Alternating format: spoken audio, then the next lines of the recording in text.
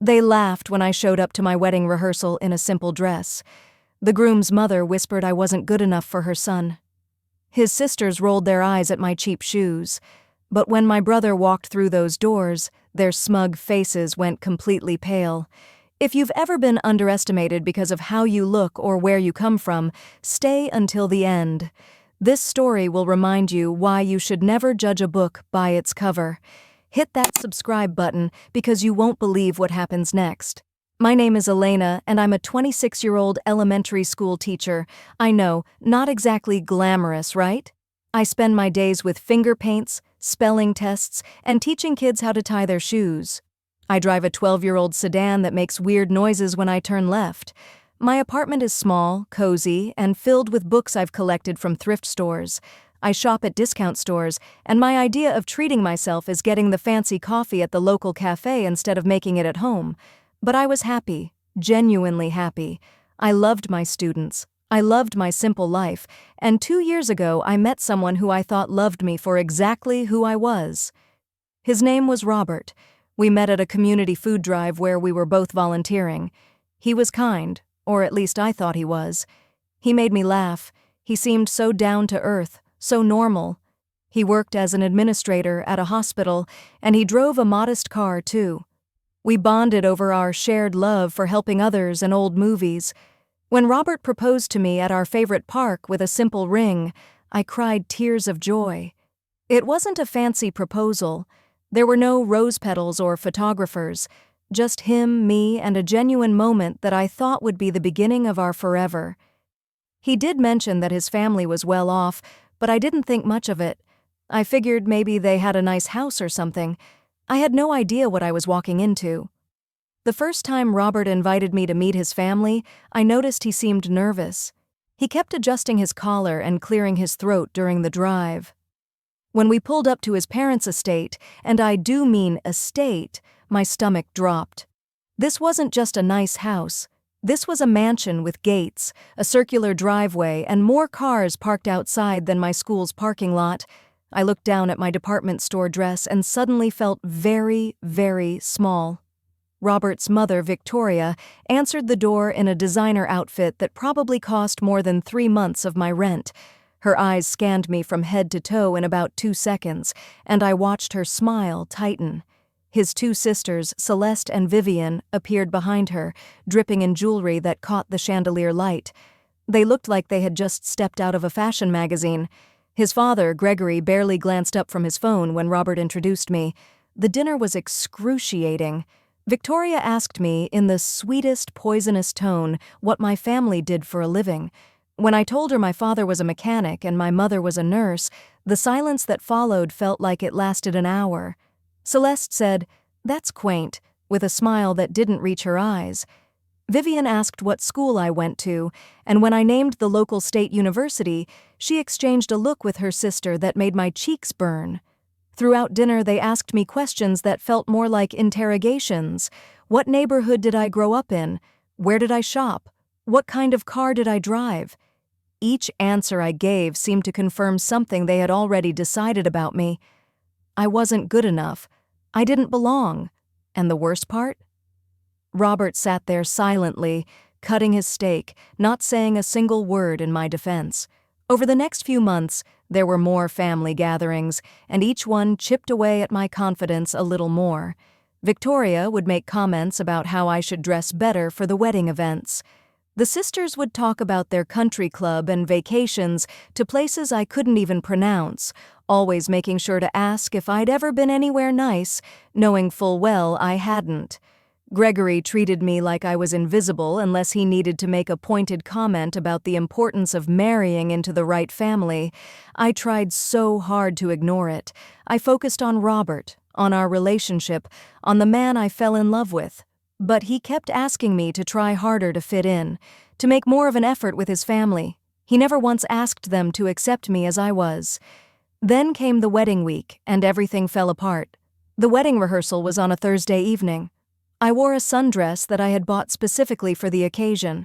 It was cream-colored, simple, and it was one of the nicest things I owned. I felt pretty when I left my apartment. That feeling lasted exactly 5 minutes after I walked into the venue.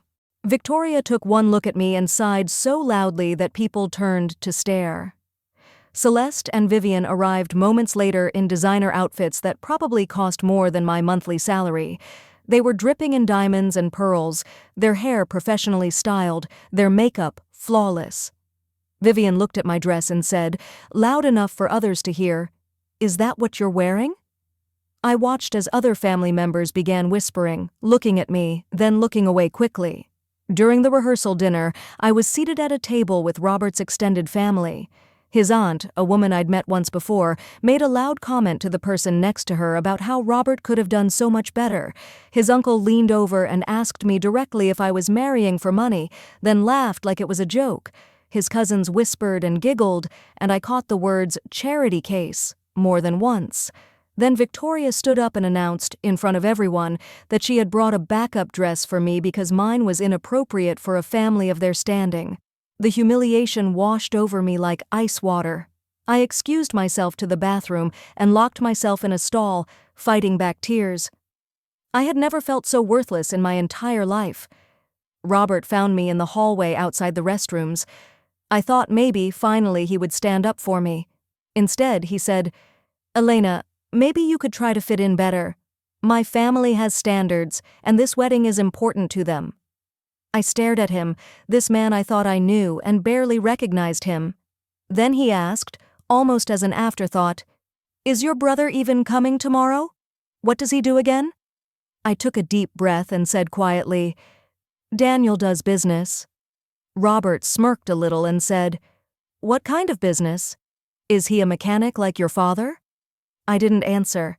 I just walked away. Here's what Robert didn't know. Here's what none of them knew. I have an older brother named Daniel, and I never bragged about him because he taught me not to. Daniel is 10 years older than me, and he raised me as much as our parents did. He was the smartest person I ever knew, and he was determined to make something of himself. He started with nothing, absolutely nothing, and built a pharmaceutical empire from the ground up. He developed affordable medication programs, generic drug alternatives that saved lives, and treatment accessibility initiatives that changed healthcare in our entire region. Daniel is worth over $2 billion, but you would never know it by looking at him. He drives a regular car, he wears simple clothes, he still lives in a modest house.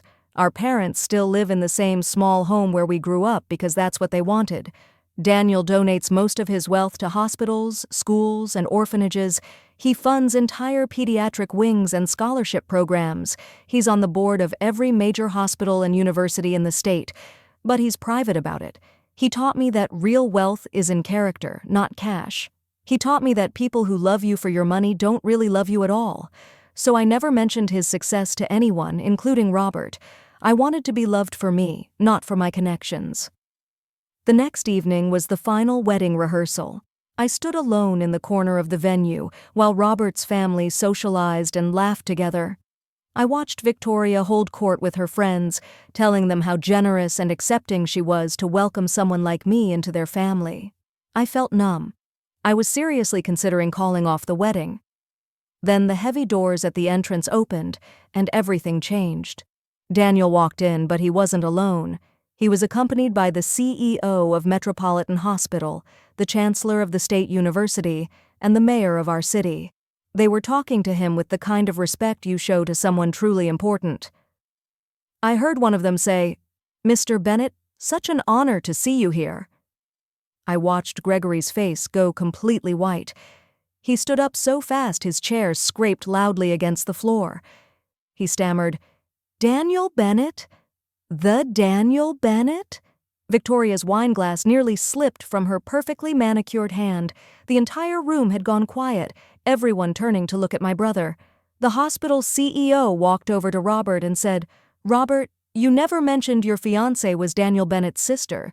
We've been hoping to get an introduction for months." Robert looked genuinely confused and said, "Who?" That's when I saw it all click into place for Gregory.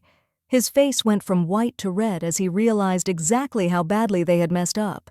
Gregory practically ran across the room to Daniel, suddenly all smiles and respect.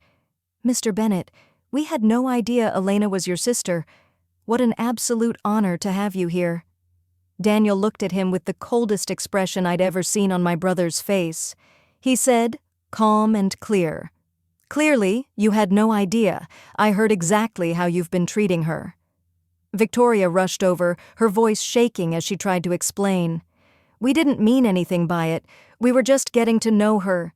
You know how family can be." Daniel cut her off. "You meant every word. You judged my sister by her clothes, by her job, by her car, by everything except the content of her character. And you all found her wanting." Celeste, desperate to save face, laughed nervously and said, "Oh, Mr. Bennett, we were just joking around. It's how we show affection." Daniel turned to her with a look that could freeze fire. "Humiliation isn't a joke. Making someone feel worthless isn't affection. My sister has more grace and dignity in her little finger than this entire room combined." That's when the hospital CEO addressed Robert directly. "Robert, you work at Metropolitan Hospital, don't you? In administration?"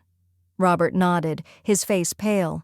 The CEO continued, "Mr. Bennett is our largest private donor. He personally funded the entire new pediatric wing, the one your department manages."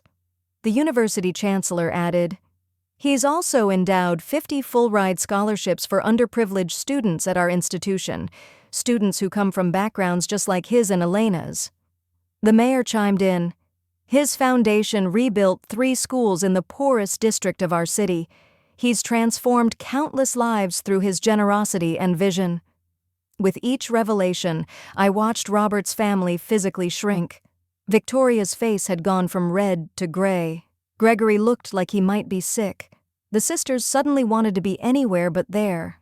Extended family members who had mocked me were now trying to disappear into the walls. Daniel then did something that surprised everyone.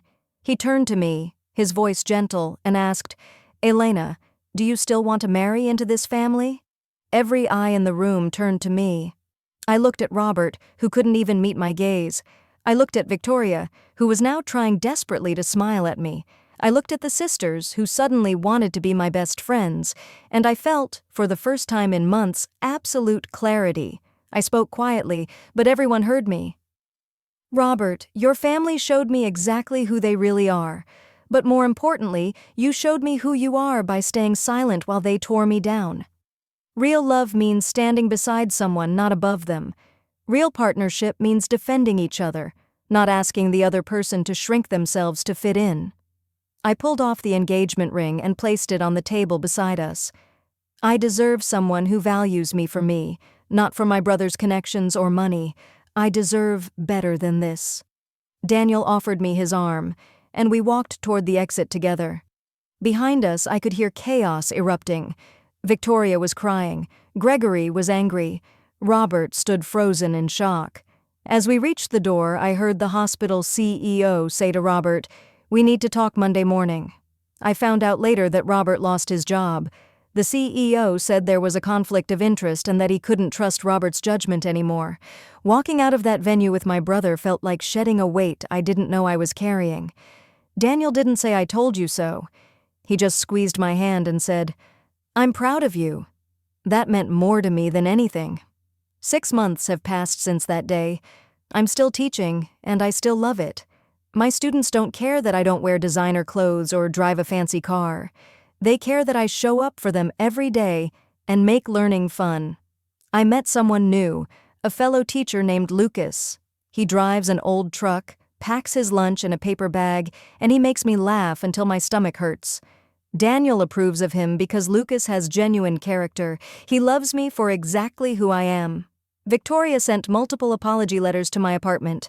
I never responded. Robert tried to reach out several times, wanting to explain, wanting another chance. I blocked his number. Some people don't deserve second chances. Some bridges are meant to stay burned. That day taught me the most valuable lesson of my life. My worth was never determined by my bank account, my clothes, or my car. The people who truly matter see your heart, not your wallet. Robert's family wanted the connection to my brother's money and influence, but they lost someone who would have loved their son unconditionally. They traded something real for something shallow, and they'll never get it back. If this story resonated with you, please hit that like button and subscribe for more real-life stories about karma, justice, and finding your worth.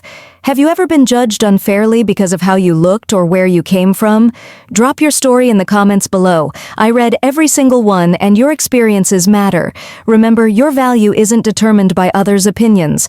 You are enough exactly as you are. Share this video with someone who needs to hear this message today. And if you want to know what happened when Victoria showed up uninvited to my real wedding with Lucas, stick around for the next video. Trust me, you don't want to miss that story. Until then, know your worth and never let anyone make you feel small.